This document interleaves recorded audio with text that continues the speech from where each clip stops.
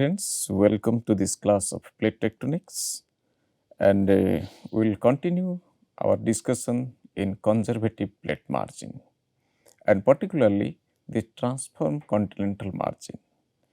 So, if you remember our earlier class, we were talking about these transform faults, their origin, their distribution in the continental lithosphere as well as its oceanic lithosphere.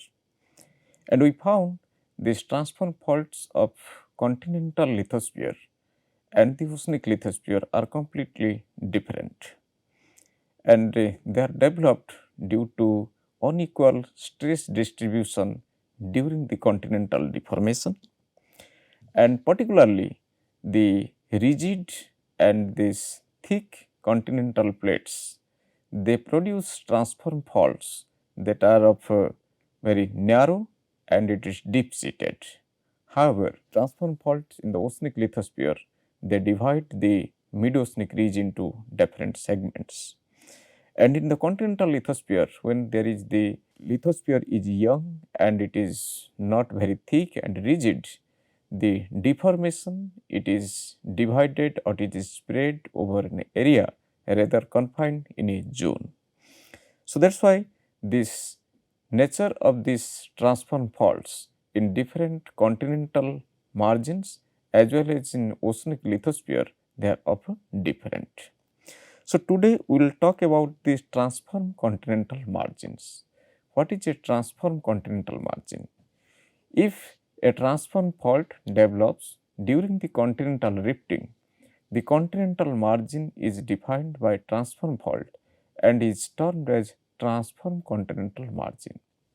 So, now the question arises, the transform fault that developed during continental rifting.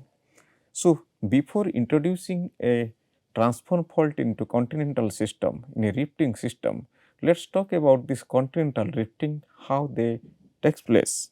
So, if you see this image, we have a continental rift. So, earlier if you remove the rift part, so there was only one continent which was existing like this. This is the continental plate without rifting. Now, we introduce the rifting. So, that means we introduced a magmatic body here, and due to this magmatic effect, so this system is now it is swelling up like laccolith or so, and finally, we developed this normal fault here, and along this normal fault this continent is rifting and finally, it is in this form. So, what is happening here? Before the rift of this continental lithosphere, it was of this much thick.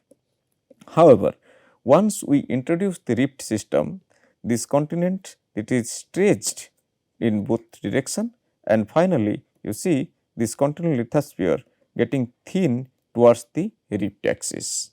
So, that means earlier we have a thick crust and then we make it thin, and with further stretching these two continental blocks, they are completely separated, and finally a oceanic lithosphere is introduced in between, and finally a full fledged ocean basin is developed, and this is the oceanic lithosphere which is accompanying at the side of this lithosphere of continental origin, and these margins they are called passive margin.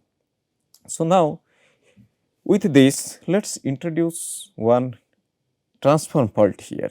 That means, while stretching the system, so there was a ridge here, ridge was existing, and through ridge there is a transform fault that developed. That means, that transform fault which divided the ridge into two different segments. Now, here this image is seen that one of this continental plate with earlier existing, and this is the stretching direction, and due to the stretching here we thin the crust. This is the symbol which is talking about thin continental crust. So, that means this part it is here, this is the thin continental crust, and with time this ocean basin is developed, and this is a mid oceanic ridge developed here. So, this is the mid oceanic ridge and this is the ocean basin, this is the oceanic lithosphere.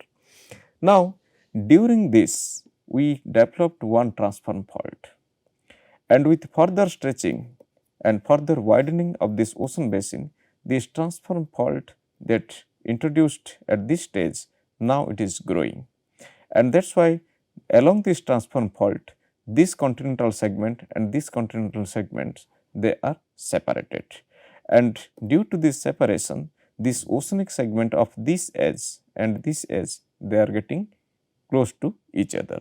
So, that means I want to say we introduced a transform fault during our stretching system and stretching mechanism, and finally we divided this continental lithosphere or this continental margin into different segment through this transform fault.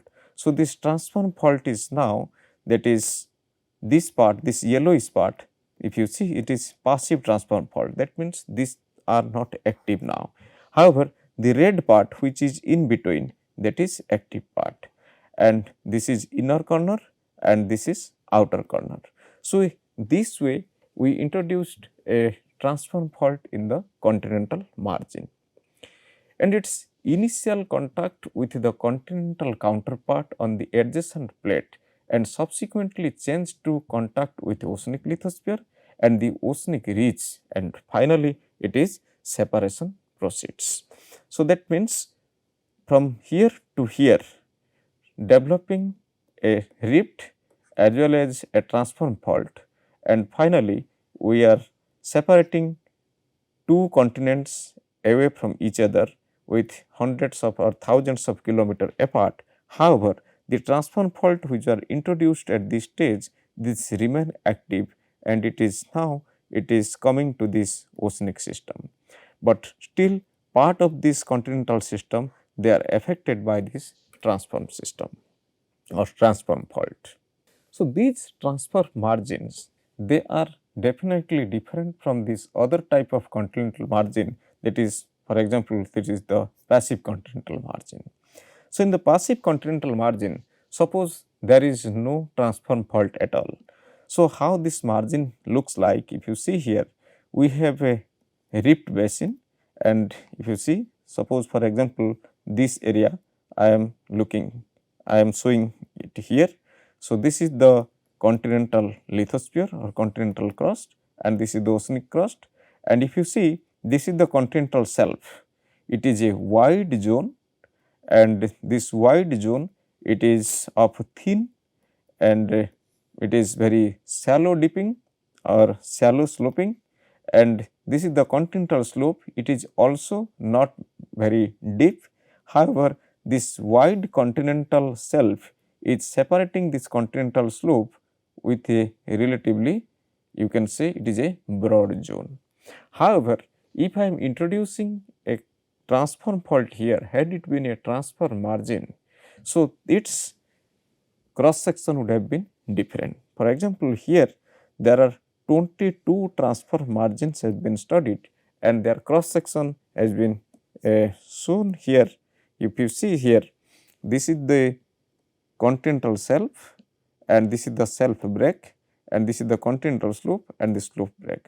What is the difference between this and this? You can see we have a narrow continental shelf, however, here is a broad continental shelf, and this break is very sharp and it is high deep. However, this break is not sharp and its slope is somehow less. So, here these margins differ from the rifted or the passive margin by a narrow, that is less than 30 kilometer continental shelf and a steep ocean continent transition zone. So, if you zoom this area, and it is shown here, that is the continent ocean boundary, here the continent and ocean boundary, you see this is the deep. So, this is how this slope is varying. However, if you zoom this part and it is shown here, you see this is more steep as compared to this. So, that is why this is definitely different from this that is this passive margin or the passive continental margin, which was introduced or which was formed without having a transform fault.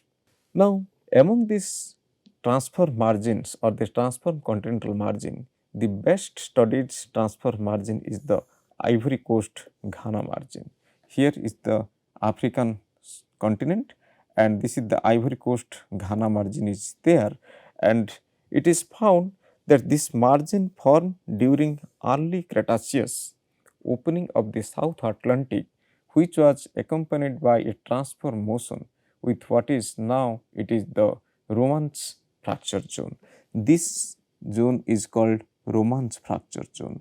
So, Romanche Fracture Zone is not only a single transform fault, there is a group of transform fault which is separating this Ghana Ivory Coast continental margin from the rest part of the part in the South Atlantic Ocean. The same thing here, if you see, we have a continent and we have a transform fault, and finally this continental lithosphere get thin here, and we introduced a mid-oceanic ridge system, and further with time this mid-oceanic system spreading continues, this ocean become wider and wider, and this transform fault become confined here along the different segment of this oceanic ridge, and this part become inactive, this part become inactive. However, if you see this triangle which is of orange color, that is representing a marginal ridge, where this marginal ridge comes out. So, before talking about this marginal ridge, imagine we have a continent earlier which was without any fracture, without any stretching.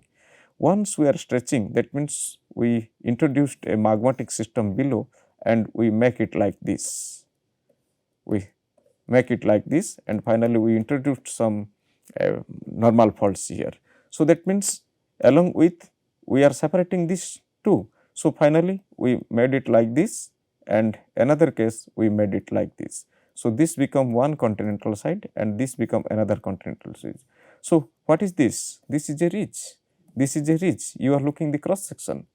So, that means this marginal ridge which was earlier formed during the stretching, that remained and its topography remains as a positive one. So, that is representing the marginal ridge system.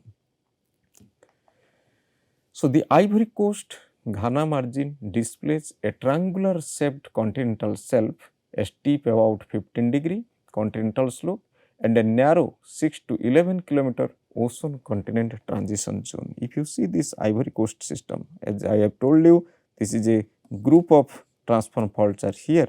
So, this is looking a triangulated part. Why it is triangulated part?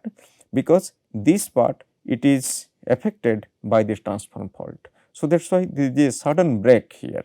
So, that is why it is showing a triangulated part, and this steep slope around 15 degree and the continental slope, and a narrow 6 to 11 kilometer continental ocean transition zone is there, and that can be seen here through this topographic color.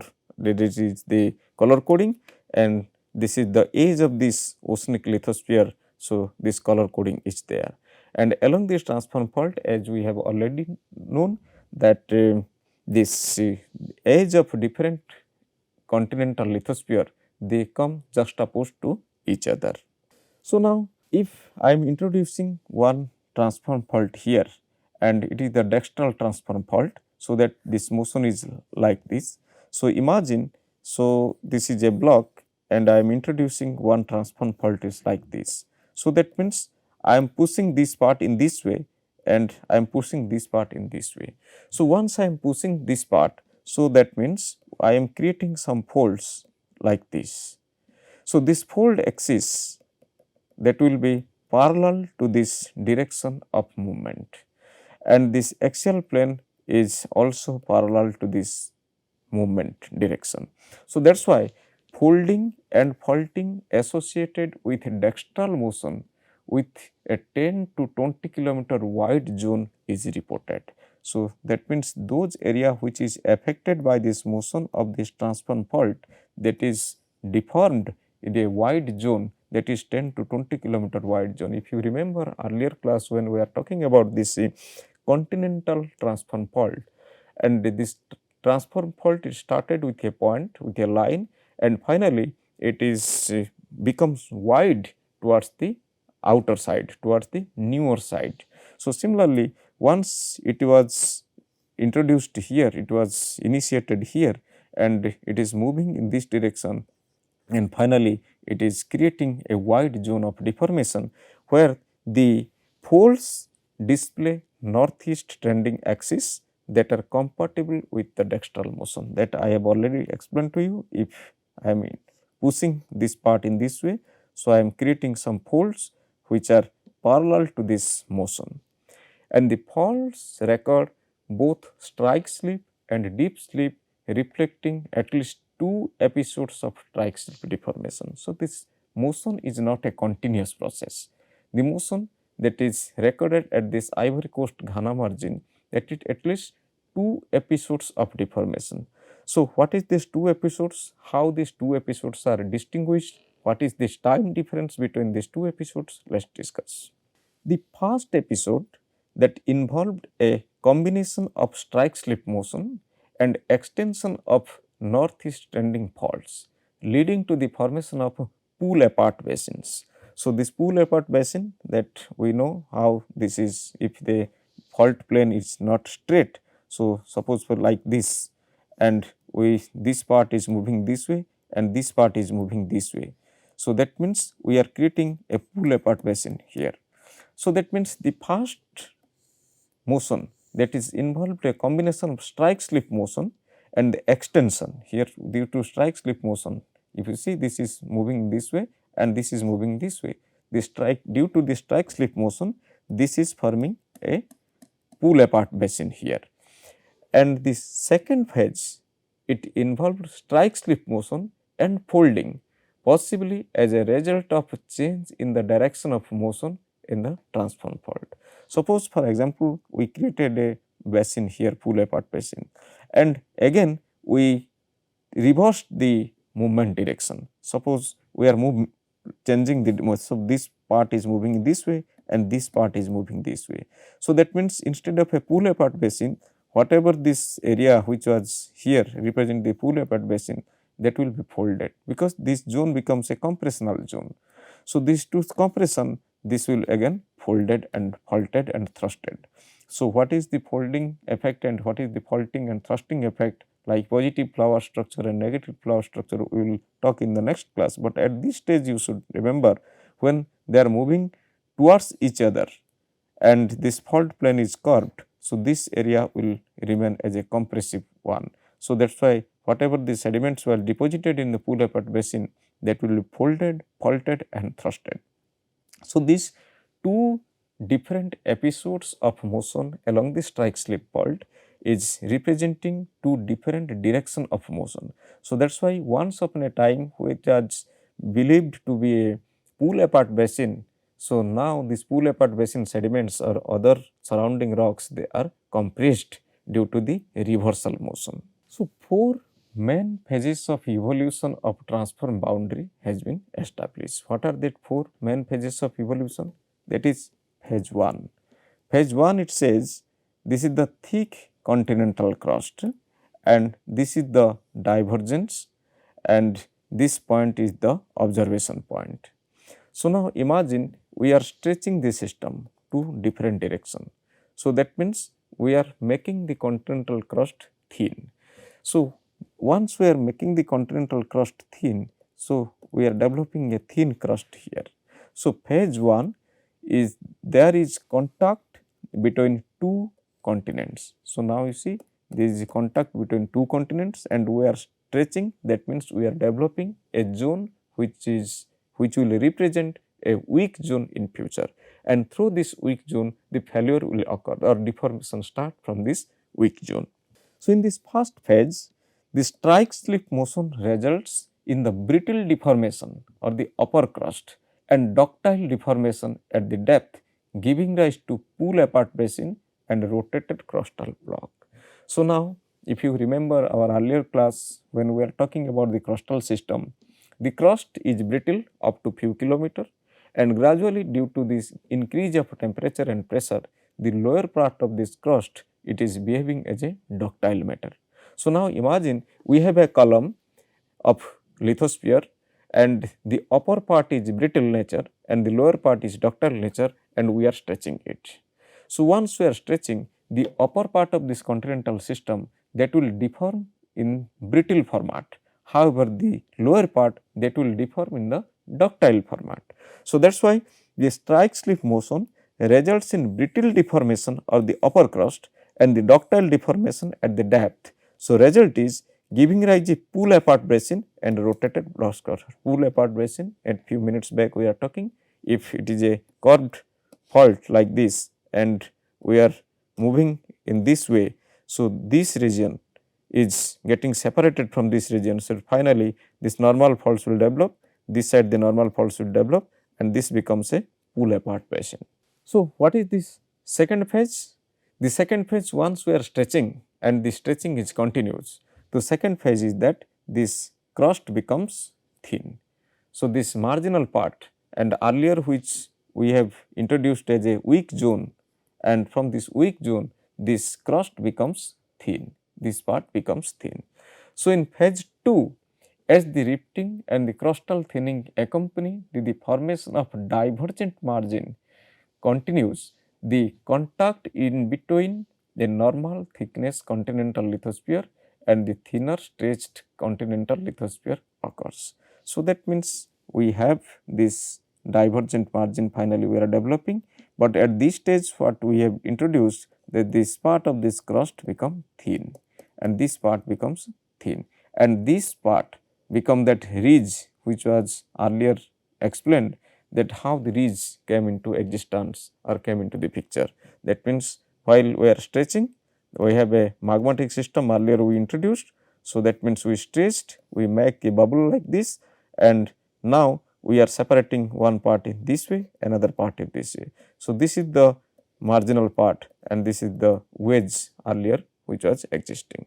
So, that means at the second phase, as rifting and the crustal thinning accompany the formation of a divergent margin continues, the contact is between the normal thickness continental lithosphere and the thinner one stretched continental lithosphere occurs. So, now we have stretched the lithosphere in the second phase, and this newly created rift basin experiences rapid sedimentation from this adjacent continent and subsidence associated with the crustal thinning. This is very important here to understand. So, we stretch the system, and due to stretching we introduced certain normal faults in this zone. And if you remember our earlier class, we are talking about there are two types of area existing. One is mobile belt, another is your shield area.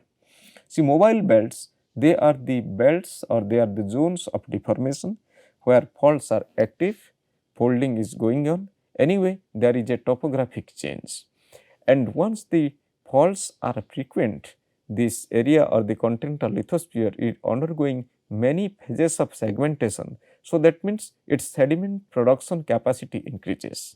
So, once the sediment production capacity increases, so whatever the sediment produced due to faulting, due to erosions like that, that sediments are now deposited in that area.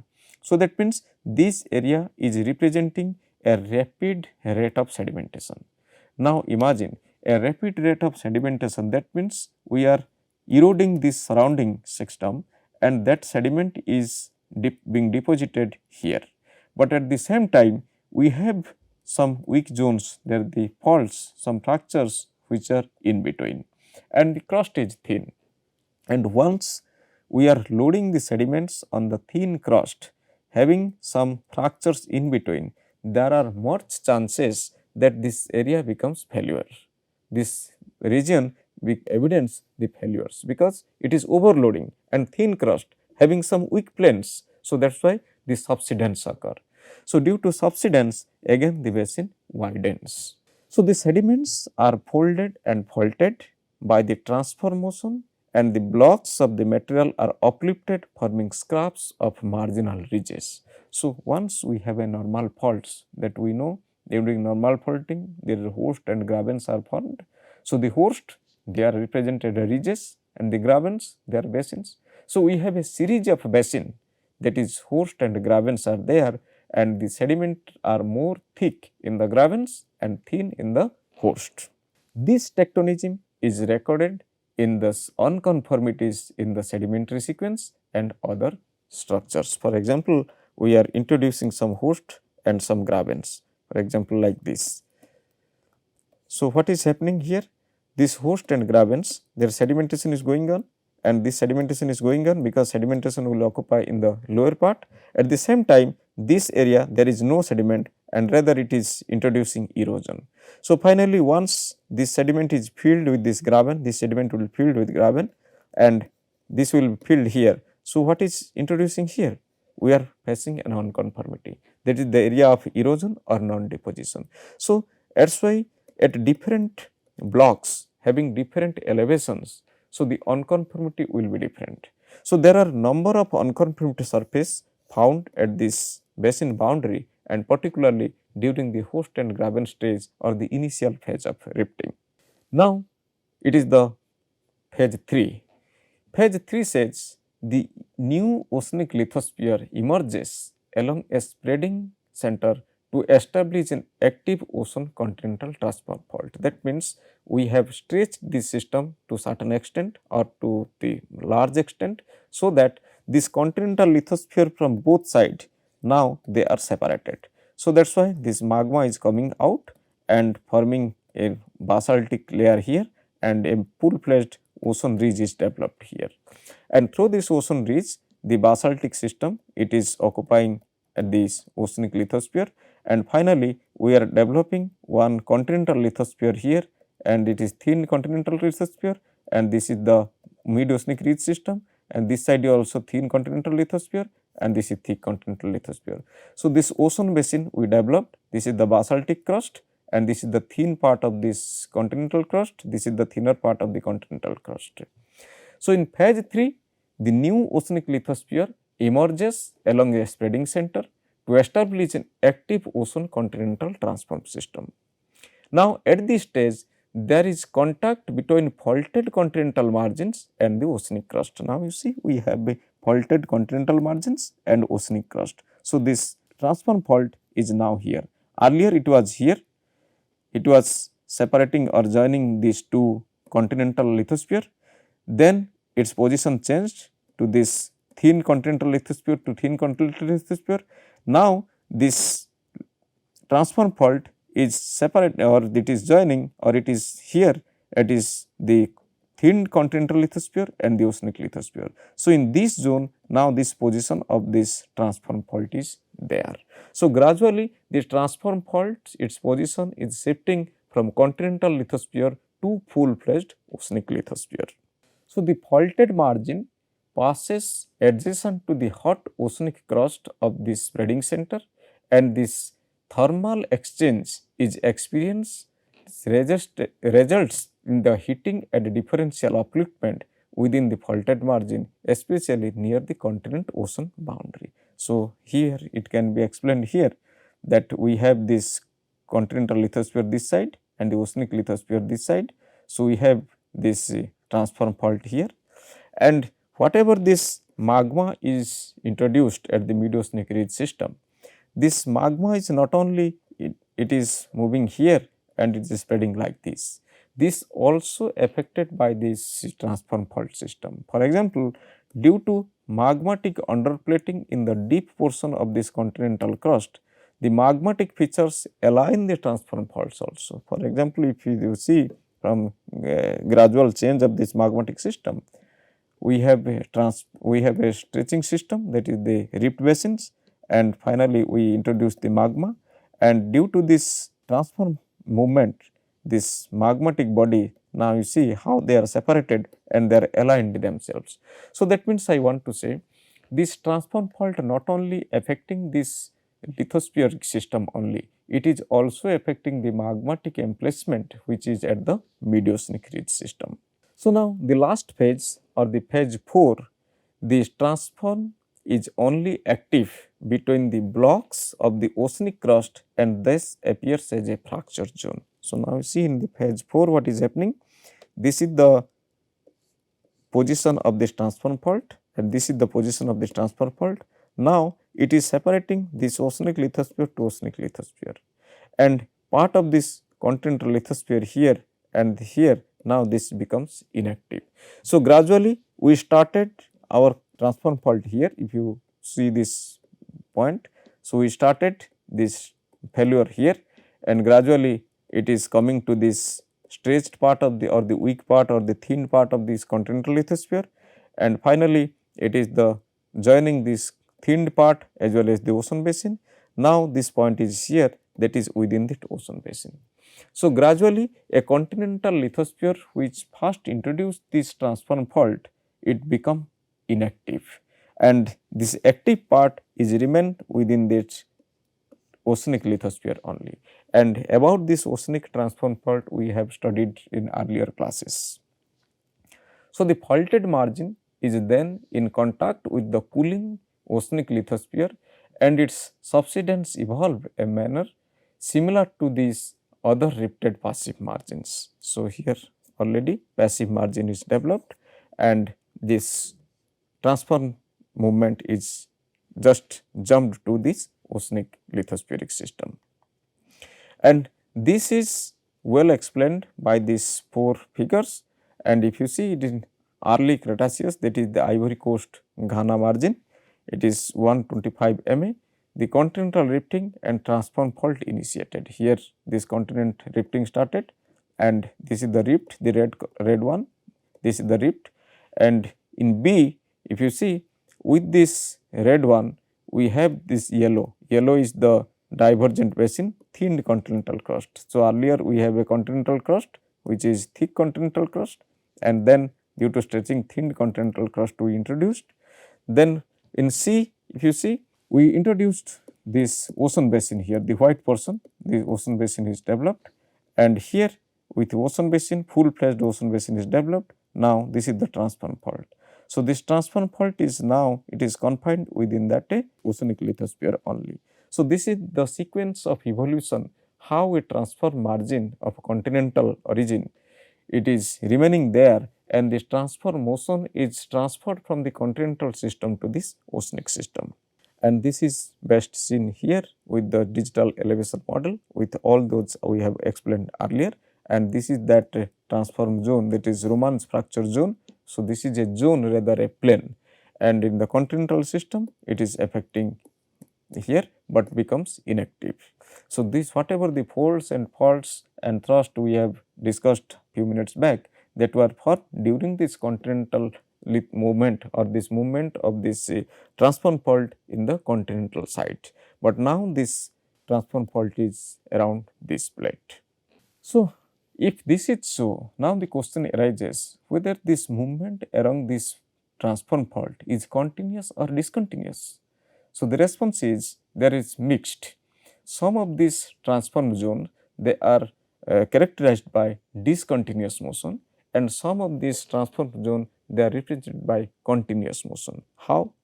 Suppose we are talking about this San Andreas fault system. In San Andreas fault system, this is a well documented continental transform fault and is well studied one. So, here if you see this presence of aseismic regions such as the Great Valley and Sierra Nevada in the southwestern USA imply that part of this continental lithosphere behaves rigidly. So, here this is the Great Valley and this is the Sierra Nevada area. So, this is showing this is aseismic in nature. That means, if you see this fault system, they are introduced here and here. However, there is hardly any fault marked here. So, this region is marked as an aseismic region. So, that means within a fault zone, within a seismically active zone, but this becomes inactive part. So, that is why whether the motion is accommodated by the movement of many coherent blocks separated by discrete zones of deformation or by more spatially continuous process, that is a question, and this question is answered due to these seismic activities and due to this GPS movement which was installed here, and depending upon that, that is introduced that which part of this transform fault is moving and which one is remain idle.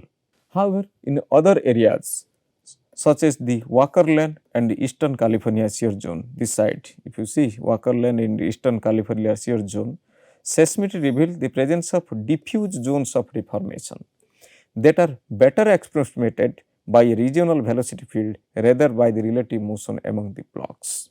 And this was studied by this GPS movement, have been millimeter scale movement that can be recorded. So, to distinguish between the deformation is continuous or discontinuous, different models has been proposed. What are their models? The first is called the continuous velocity field model. What is the continuous velocity field model? It says that even though the upper brittle crust is broken into faults, the faults are predicted to be relatively closely spaced, have small slip rates and extend only through the elastic part of this crust. So, we know this crustal system, once we are going down, the ductileness increases. This is the brittle part and the lower part becomes ductile part. Suppose we have a shear zone introduced here, and what we believe, this the brittle part, it is deforming with different blocks. However, this ductile part remains inactive.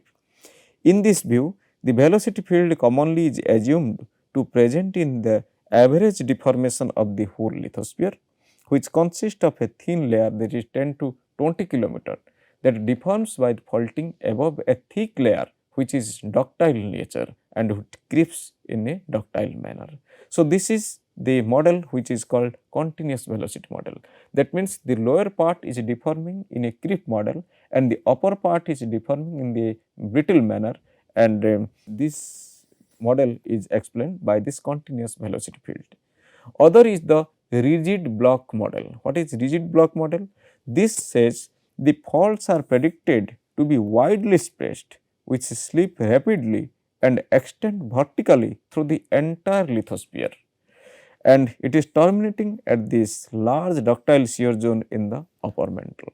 So, here this ductile crust is here and this fault we believe that is separating this mantle or the lithospheric system separately from the asthenospheric system.